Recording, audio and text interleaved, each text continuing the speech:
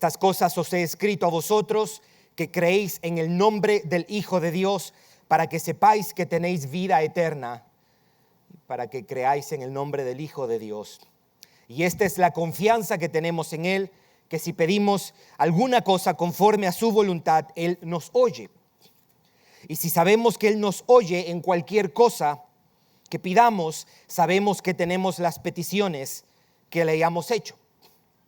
Si alguno viere a su hermano cometer pecado que no sea de muerte, pedirá y Dios le dará vida. Esto es para los que cometen pecado que no sea de muerte. Hay pecado de muerte por el cual yo no digo que se pida. Toda injusticia es pecado, pero hay pecado no de muerte. El sermón de hoy lo voy a dividir en 3 partes, de estos versículos 13 hasta el 17.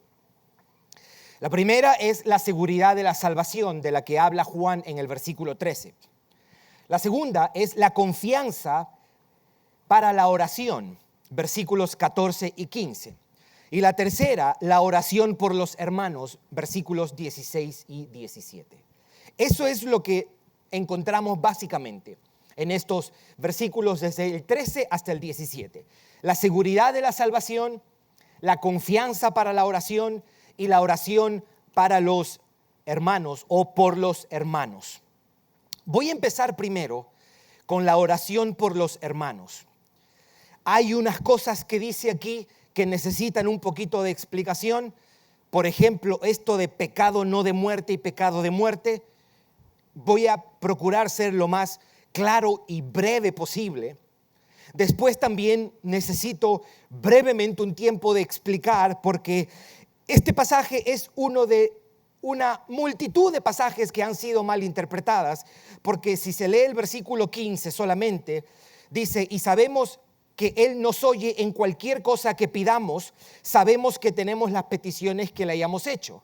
Alguien interpreta esto, ya ves, solo si tú oras con fe, el Señor te va a dar todo lo que tú le estás pidiendo. El problema de eso es que obvia lo que dice el versículo 14. Y necesito explicarlo. Y al final terminamos con la seguridad de la salvación.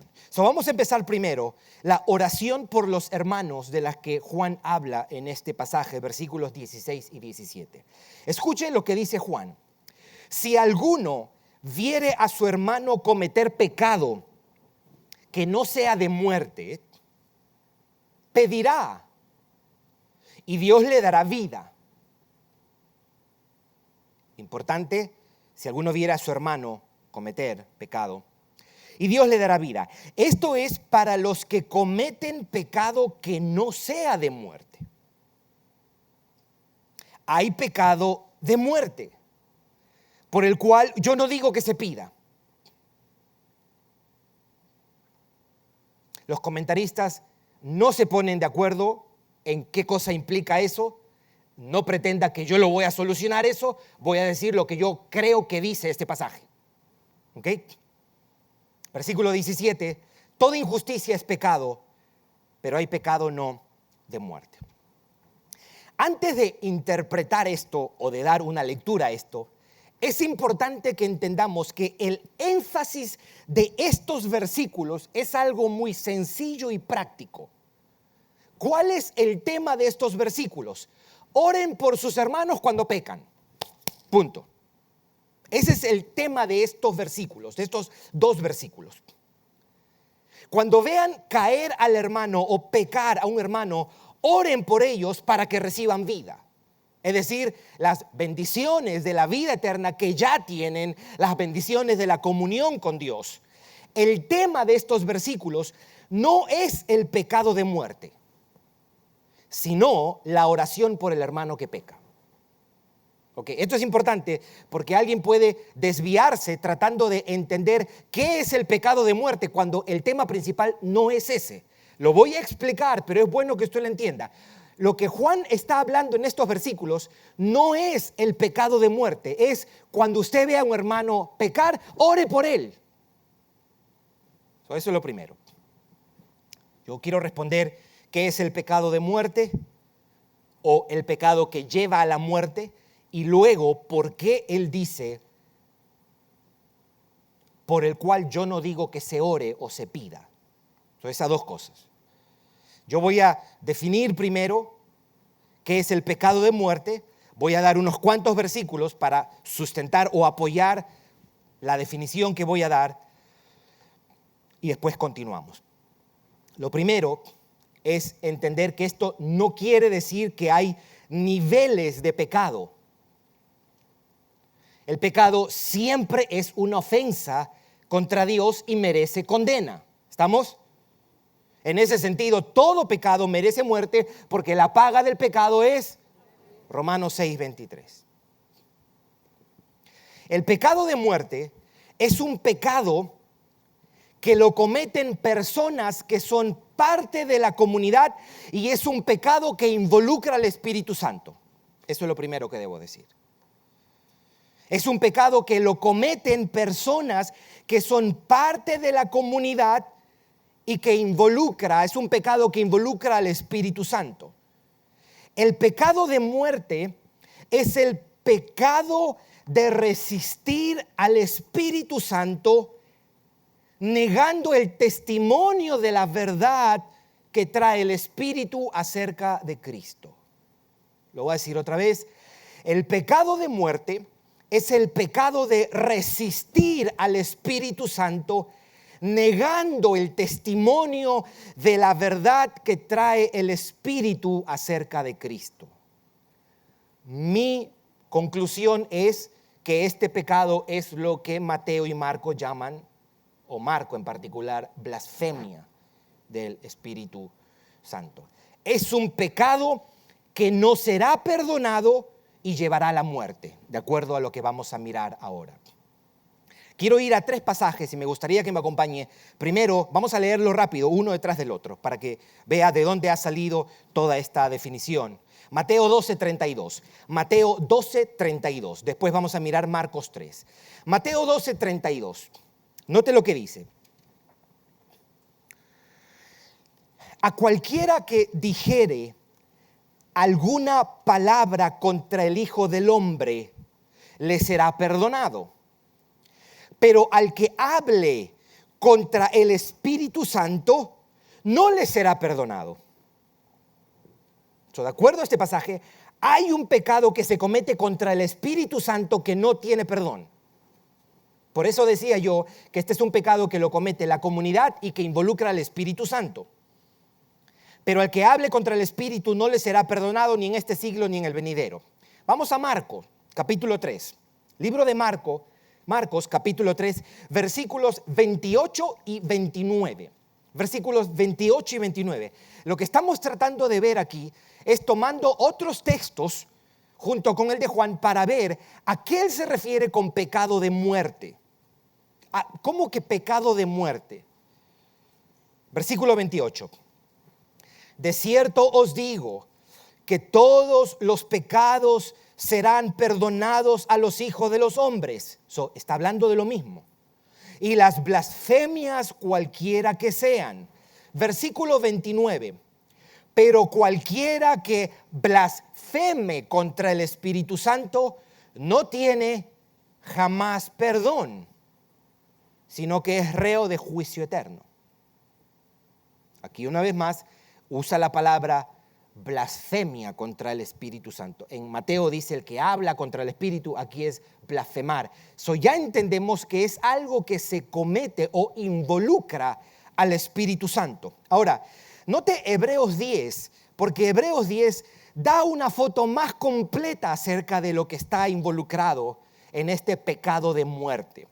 Versículos 26 al 29. Versículos 26 al 29.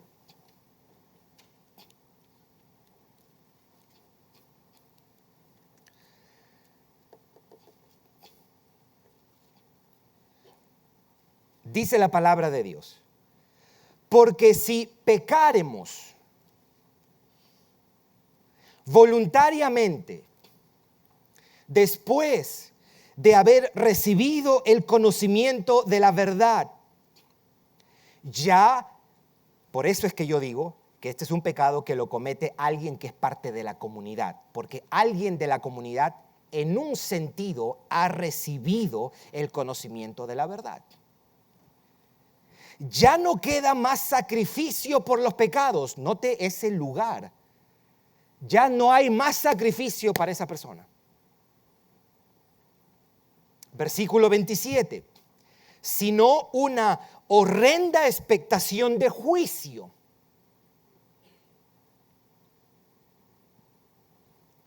Esto es el Nuevo Testamento, ¿ok? Esto es el Nuevo Testamento. Y de hervor de fuego que ha de devorar a los adversarios. No es muy prometedora la imagen. La metáfora es bastante cruda. Versículo 28. El que viola la ley de Moisés por el testimonio de 2 o 3 testigos muere irremisiblemente. Versículo 29. Escuche lo que él va a decir. Aquí hay 2 cosas importantes que él dice acerca de lo que es el pecado de la muerte. ¿Cuánto mayor castigo pensáis que merecerá el que pisoteare al Hijo de Dios? ¿Será eso posible? Es un lenguaje muy duro. Está diciendo que hay personas que por su actitud es equivalente a pisotear al Hijo de Dios. Y tuviere por inmunda la sangre del pacto, tuviere por inmunda. Está hablando acerca del sacrificio. La sangre que Jesús derramó, Él la tiene por inmunda, en la cual fue santificado. Quiero hacer una pausa aquí, especialmente para alguien que dice: Gerson, pero tú estás diciendo que esto no es un creyente. Y usted mira ese pasaje y dice: en el cual fue santificado. Eso quiere decir que si es creyente porque fue santificado. No, porque decir fue santificado no siempre implica la santificación del creyente. También implica lo que 1 Corintios 7:14 dice. Dice que el marido de la mujer, el marido incrédulo, casado con una mujer creyente, es santificado, dice la Biblia. Es decir, cuando una creyente está casada con un incrédulo, Pablo dice: no se separe, porque el marido incrédulo es santificado en la mujer creyente, queriendo decir que hay de alguna forma una gracia santificante, no que lleva a la salvación necesariamente, pero hay un beneficio en un cónyuge incrédulo de estar casado con una creyente mujer, y esa relación puede traer la gracia de la salvación. Por eso es que digo que esta palabra aquí, fue santificado, no siempre significa de que es una persona que es salva. Y dice: e hiciere afrenta ¿a quién? Al Espíritu de gracia. Aquí otra vez más menciona algo que involucra al Espíritu Santo. Por eso digo, es un pecado que lo comete alguien de la comunidad cristiana, que es parte de la comunidad, no es un creyente, alguien de la comunidad cristiana, parece cristiano, pero lo que hace es pisotear al Hijo de Dios, tiene por inmunda la sangre de Cristo y hace afrenta, resiste, insulta al Espíritu de gracia. ¿Por qué decimos que es un pecado que no será perdonado y llevará a la muerte? ¿Por qué decimos eso? ¿Será que la gracia no es suficiente para perdonar? ¿Será que el Espíritu Santo no tiene poder para convencer a un pecador? ¿Por qué le decimos, por qué Juan dice es un pecado de muerte? Y la respuesta sería: porque al negar la verdad de Cristo y al tener en poco su muerte y resistiendo al Espíritu Santo, ha rechazado la única provisión de Dios para que el pecador se sea salvo. Esta persona ha resistido los únicos medios que Dios ha provisto para dar vida. Por eso es que no hay perdón. Si Dios abrió una sola puerta para ser salvos, entiéndase, Cristo por medio de su Espíritu que nos atrae a Él, y no entramos por esa puerta, al contrario, lo que hacemos es pisotear la puerta, insultar la puerta, afrentar la puerta, ya no hay perdón para esa persona, sino condena y muerte. Terribles palabras, terribles palabras. Esto es una condición donde no hay solución, no hay esperanza. Mire, usted lo puede endulzar esto y usted lo puede decir con la voz más fina, más noble, más tierna, pero ahí está. Dice que no hay sacrificio por los pecados para esa persona. Lo único que hay es una horrenda expectación de juicio. Ese rechazo lo llevará a la muerte. Esa persona ha ido fuera o ha salido fuera de los medios que Dios ha provisto para salvación. Por eso pecar de muerte, lo que dice Juan, es permanecer en su rechazo al Espíritu Santo y al testimonio que hace acerca de Cristo para su salvación. Esto confirma que un hermano, una hermana, nunca va a cometer el pecado de muerte. Porque el pecado de muerte es negar la realidad de Cristo y del Espíritu Santo. Ahora bien, note lo que dice versículo 16, la última parte. Si alguno viera a su hermano cometer pecado que no sea de muerte, pedirá y Dios le dará vida. Esto es para los que cometen pecado que no sea de muerte. Hay pecado de muerte, ahí está hablando ahí, por el cual yo no digo que se pida.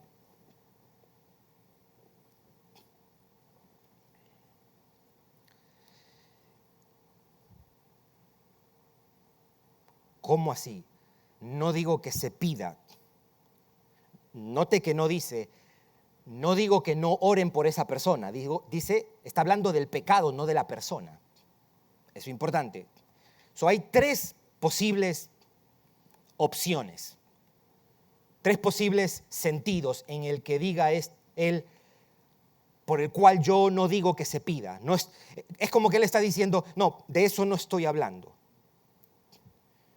Aquí están las tres. Uno, o está diciendo que no se ore por una persona que ha cometido ese pecado. Él puede estar diciendo, no oren por esa persona que ha cometido ese pecado. Ahora, nosotros pudiéramos decir, ¿y cómo sabemos eso nosotros? Es muy difícil para nosotros, pero Juan se siente en la confianza de hablar así. ¿Usted recuerda cuando leímos primera de Juan 2, cuando él decía, ellos salieron de nosotros porque no eran de nosotros? Porque si hubiesen sido de nosotros, hubieran permanecido con nosotros. Él estaba diciendo que había personas y él las llamaba a esa persona, no, ellos no son de nosotros. En otras palabras, ellos no son cristianos, ellos no son del pueblo de Dios. Alguien le pudiera haber dicho a Juan, pero espérate, de repente más tarde se arrepienten y vuelven y muestran que son creyentes. Él dice, no, se fueron y no son. Ahora, aquí él pudiera estar diciendo, cuando ustedes vean que alguien comete esta clase de pecado, no oren por él. Esa es la primera opción. ¿Cuál es la segunda opción? La segunda opción sería decir, no piensen que si alguien ha rechazado a Cristo y al Espíritu, se salvará solo si oramos por ellos. Por eso es que él dice, por el cual yo no digo que se pida. Puede ser eso también, pero yo creo que no es tan complicado como eso. Esta es mi posición. Él está diciendo algo así como esto. Lo que estoy pidiendo aquí es que se ore por un hermano que peca. Aquí no estoy hablando de orar por alguien que comete el pecado de muerte. Ese es otro tema, diría él. Aquí estoy hablando de orar por un hermano que ha pecado. Yo creo que ese es el sentido aquí. Aquí no estoy hablando de orar por alguien que comete pecado de muerte. Yo creo que es la tercera opción. Probablemente él también pueda estar refiriendo en un sentido a, cuando ustedes hayan visto a alguien en la comunidad recibir el testimonio del evangelio tan claro, y a pesar de eso se resista y resista e insulte al Espíritu de Dios y blasfeme y comience a hablar en contra de la fe, en contra de Cristo, en contra de toda la salvación y el Evangelio, entonces no oren por ellos. Él puede estar diciendo eso. Y eso es sobrio pensar eso, porque hoy día hay creyentes que se creen más buenos que Santa Claus. No, a los falsos maestros no se los denuncia, se ora por ellos. Yo no veo nunca a Pablo orando por ellos, ni a Juan tampoco. ¿Sabe qué hacía con los falsos maestros? Los denunciaba. ¿Sabe qué hacía con los falsos cristianos? Los denunciaba. Y hoy día muchos cristianos dirían, eso es falta de amor. Bueno, dígaselo a Pablo cuando llega al cielo, si es que usted llega al cielo. Es que lo que está diciendo aquí es terrible. Hebreos 10 es terrible. Está hablando de alguien que ha escuchado, que ha conocido en un sentido la verdad y está resistiendo el testimonio. Mis hermanos, pensar en esa posibilidad debe hacernos temblar a nosotros. La única esperanza para que usted y yo permanezcamos humildes, confiados y creyendo es que Dios nos sostenga. Es que Dios nos sostenga. Y si usted tiene muchos años en la fe, usted tiene más razones para dar gloria a Dios, porque han sido más años donde la gracia del Señor lo ha sostenido.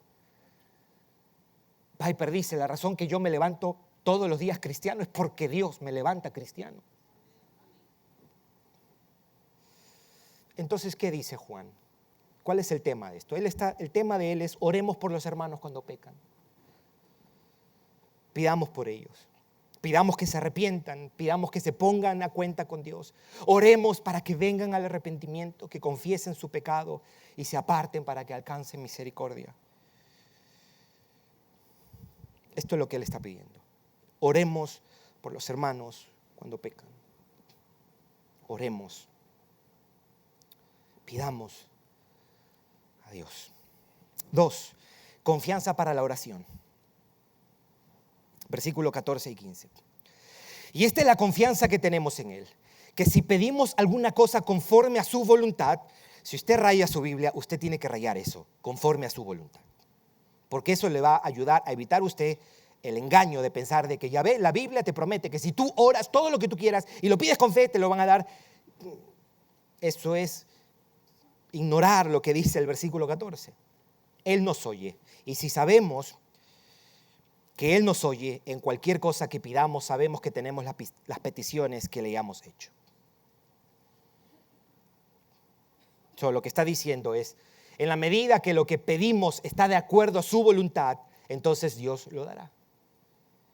Decir que Dios nos dará las peticiones que hagamos si pedimos conforme a su voluntad, no quiere decir que Dios nos dará todo lo que pedimos.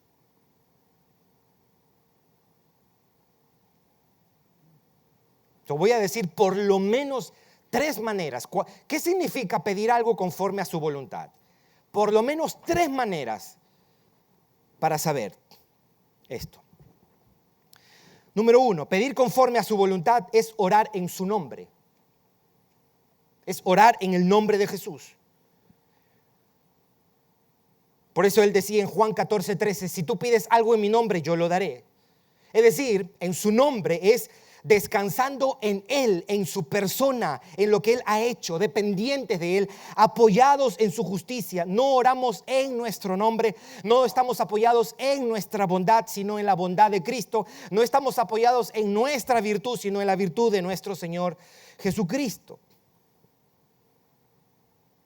Y orar en su nombre implica orar de tal manera que reflejemos su carácter, que reflejemos su obra, lo que Él ha hecho para nuestro favor, y que reflejemos su carácter. Pedir conforme a su voluntad es orar en su nombre. 2, pedir conforme a su voluntad es orar por algo que esté en armonía con su voluntad revelada, que es la palabra de Dios. Una petición que no contradiga a su voluntad revelada. Su voluntad revelada es su palabra. Un cónyuge no puede pedir, Señor, te pido que me ayudes a divorciarme. ¿Por qué no? Porque lo que Dios unió,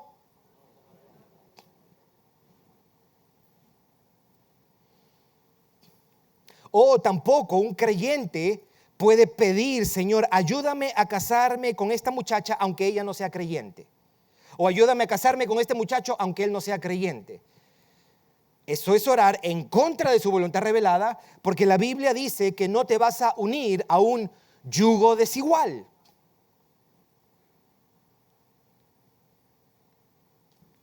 O tampoco puedo pedir, Señor, digamos que tengo un negocio y estoy haciendo trampa todo el tiempo.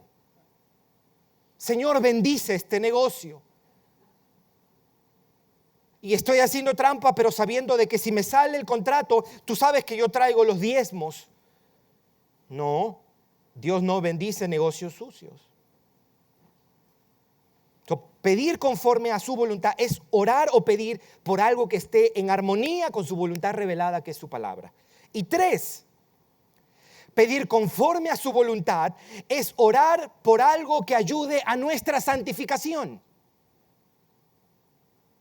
¿Y de dónde yo saco eso? De Primera de Tesalonicenses capítulo 4 versículo 3. Pablo dice ahí, la voluntad de Dios es vuestra santificación.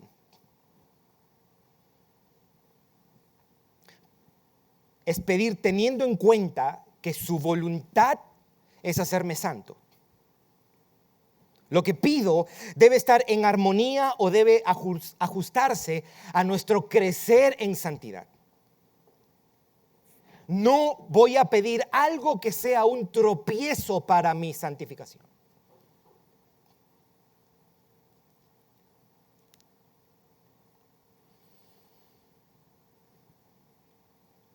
En un obstáculo para nuestra santificación. Dios está, si tú eres de Cristo, Dios está haciendo una obra de santificación en ti. Te está santificando. Pedir en conformidad a su voluntad es orar para algo que esté en armonía y en la misma orientación de lo que Él está haciendo. La conclusión sería, si pedimos algo que esté conforme a su voluntad, quiere decir que eso está en los planes de Dios para nosotros, Él lo va a dar. Si Dios no lo quiere para nosotros, no lo dará. Hagamos un retroceso 2 años para atrás y decimos, si oré por algo y Dios no lo dio, es porque eso que pedí no estaba en su voluntad dármelo. That's it. No vaya a decir, te faltó un poquito de fe, o tu ofrenda tenía que ser un poquito más grande, o te faltó gritar en la oración. No, es más sencillo que eso. Es más sencillo que eso. Dios no nos dará aquellas cosas que en su soberanía, bondad y sabiduría no quiere para nosotros, y nos dará aquellas cosas que en su sabiduría, bondad y sabiduría quiere para nosotros. Lo que Él no quiere para nosotros no lo dará, grites, llores o patalees. Qué bueno es eso. Eso es bueno, eso es una buena noticia. Porque muchas veces no pedimos nosotros disparates. Lo que Él no desea para nosotros no lo dará, llueve, truene o relampaguee, mis hermanos. Eso es una buena noticia. Eso debe ser para nosotros motivo para orar. Qué bueno, Señor, que solo tú me darás las cosas que tú consideras que son buenas para mí. Gracias, Padre.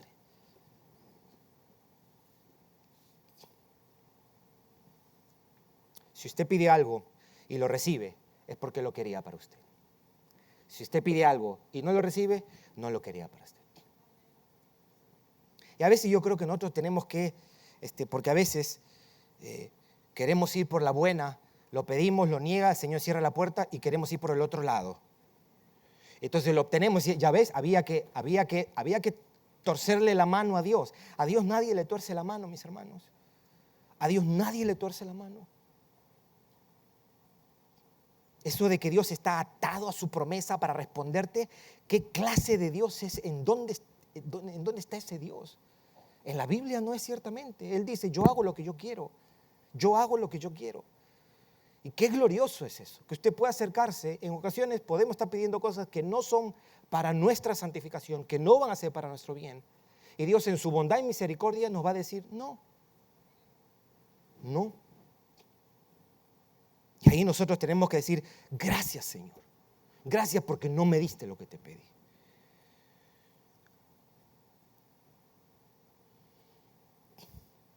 Y lo tercero, mis hermanos, seguridad de salvación. Versículo 13. Estas cosas os he escrito a vosotros que creéis en el nombre del Hijo de Dios, para que sepáis que tenéis vida eterna.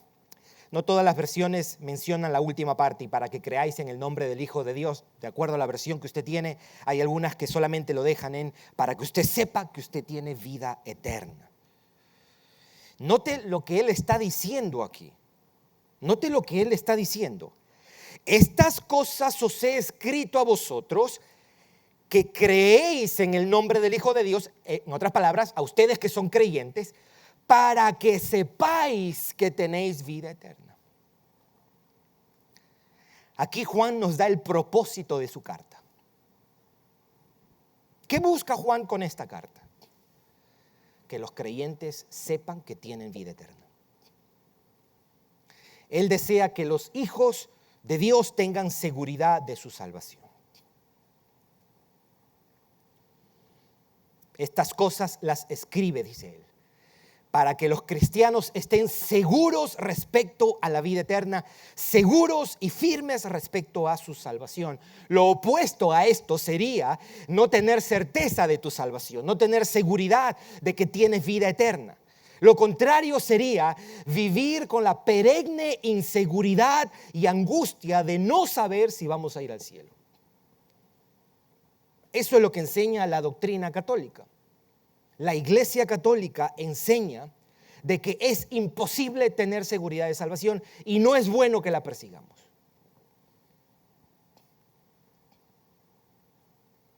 Es legítimo y necesario tener seguridad de salvación de acuerdo a este pasaje. Yo escribo esto para que ustedes sepan. Ahora, esa seguridad proviene de Dios. El Señor no nos quiere andando por esta tierra sin estar seguros de que iremos nosotros al cielo. Es glorioso cuando usted puede decir, ¿sabes qué? Yo sé que soy de Cristo. No es pavonearse. Eso no es envanecerse. Eso es lo que, como la canción dice, the blessed assurance. La bendita seguridad de que tú sabes de que tú eres de Él.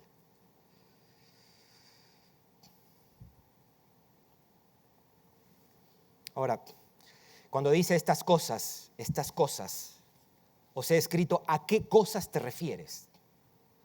¿A qué cosas te refieres? Uno pudiera decir, estas cosas he escrito, es decir, lo que acabo de decir en el capítulo 5, y yo creo que incluye eso, pero yo sugiero que cuando él dice, estas cosas os he escrito, él se está refiriendo a todo lo que él ha escrito, porque esta es la parte final de la carta. Es como que él está cerrando y diciendo, la razón por la cual yo escribí estos 5 capítulos es para esto. Entonces, brevemente, ¿qué cosas son esas que él ha escrito? Yo creo que las podemos categorizar en 3. Número 1, al comienzo de la carta, usted recordará, capítulo 1, versículo 1 al 4, escribió él que fue un testigo ocular y presencial de Cristo y sus hechos.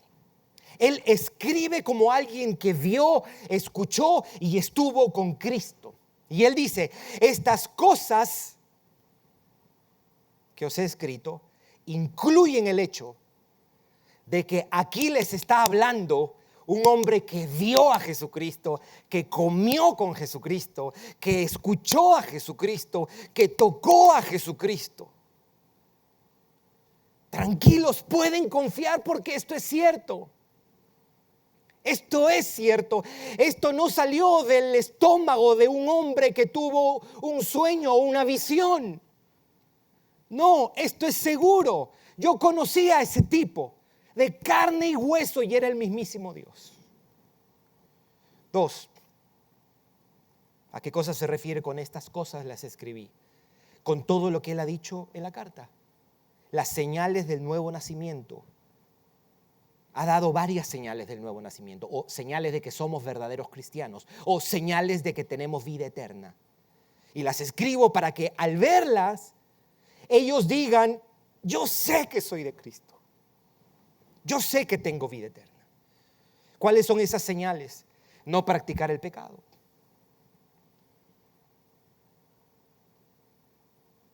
No practicar el pecado. 2, practicar la justicia. Practicar la justicia es una señal de que usted es cristiano. Ciertamente no es perfecta nuestra justicia,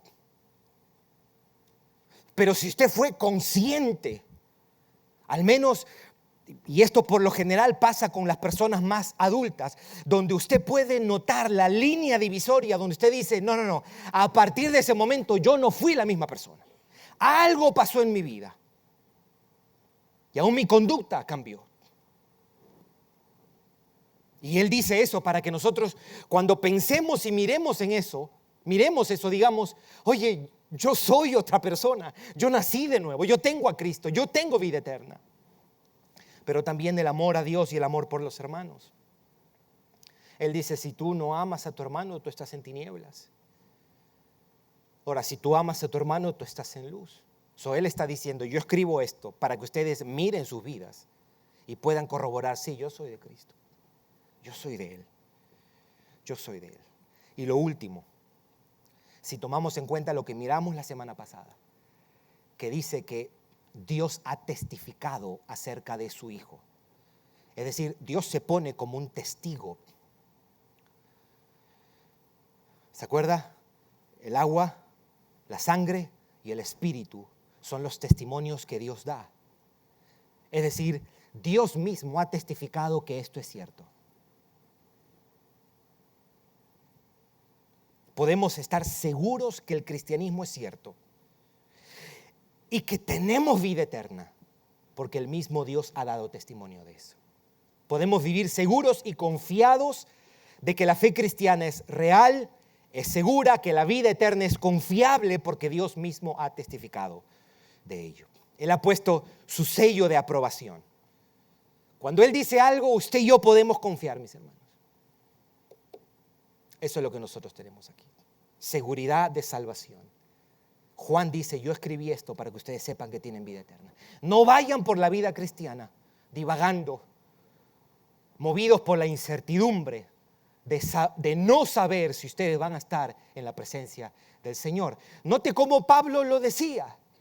Si tener seguridad de salvación es un pecado, entonces Pablo se llenó de orgullo y él pecó, porque él dijo, yo prefiero morir y estar con Cristo.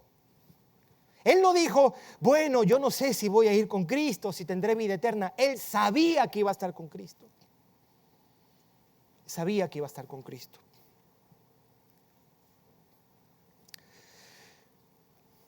Quiero decir 2 cosas, mis hermanos, para terminar con esto. 2 palabras de aplicación. La primera es, tomando en cuenta el versículo 13, estas cosas os he escrito para que ustedes sepan que tienen vida eterna. La palabra de Dios fortalece nuestra seguridad de salvación, mis hermanos. Las cosas que están escritas en la Biblia, como las que escribe Juan, son medios, mis hermanos, para que la fe de los creyentes y la seguridad en la vida eterna se fortalezca.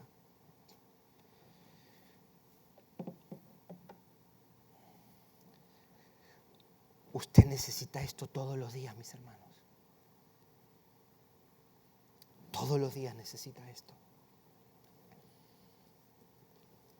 Cuando tu fe se hace débil, cuando tu confianza se debilita, tú tienes que venir a lo que está escrito y mirarlo, contemplarlo, meditarlo, abrazarlo. Tú tienes que abrir tu Biblia y ponerte cara a cara. Tú tienes que abrir tu Biblia y ponerte cara a cara todos los días. La fe viene por el oír y el oír por la palabra de Dios. Dios produce fe y confianza, mis hermanos, cuando estamos en su palabra, por medio de su palabra. Y número 2, con esto termino.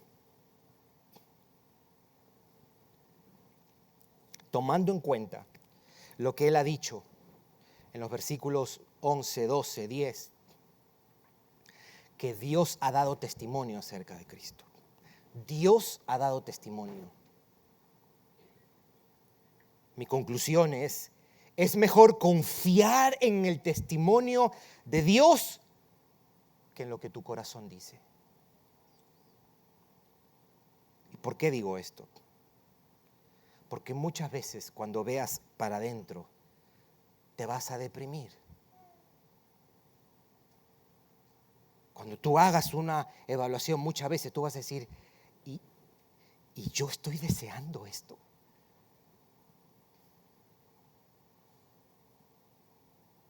Cuando tú reconozcas y tú digas, oye, pero pasión era lo que yo tenía por el fútbol, por el deporte, por tener un carro, por tener jugar este deporte, hacer esto. Eso era, pero yo no veo ninguna pasión. Y si ese es tu caso y te lamentas por eso y lloras por eso, es una buena señal que te lamentes y llores por eso. Eso es una buena señal. La señal terrible sería de que puedas reconocer eso, pero no mosquearte por nada. La esperanza es cuando tú te lamentas y tú dices, hay muchas veces que no veo evidencias en mí. Y ahí tú vas a tener que venir delante del Señor y apelar a su bondad y misericordia. Sálvame, sálvame. Pero si tú eres de Cristo y no miras evidencias, no ves evidencias, ahí debes mirar fuera de ti, al testimonio que Dios ha dado acerca de Cristo. Eso es lo que Dios ha testificado, que Cristo es su Hijo y que Él murió en la cruz del Calvario. Si no vemos señales en nosotros, sea porque nuestro fervor es débil, por ejemplo, ahí tenemos que escuchar a Dios decir, este es mi Hijo amado, en Él tengo complacencia. Cuando en tu corazón no tengas pruebas y dudes de si eres hijo de Dios, remueve tu mirada de ti y ponla en la cruz del Calvario. Ese es el testimonio de Dios. Tú no eres salvo porque tan apasionado tú seas por Cristo. Tú eres salvo por lo que Cristo ha hecho y lo que Dios ha testificado. Dios ha dado testimonio que Cristo es la verdad. La fe cristiana no se para, no se sostiene porque tú estés muy entusiasmado o tengas mucho estímulo y estés gloria a Dios que permanezcamos así la mayor cantidad de tiempo, pero eso no es cierto. No siempre pasa. Nuestra confianza es débil, nuestro compromiso es poco frecuente, nuestra devoción frágil, cambiante. Nuestro corazón no es Señor. Nuestro corazón es engañoso. Tenemos que escuchar el testimonio de Dios. Él ha dicho que somos suyos por lo que Cristo ha hecho. Oramos.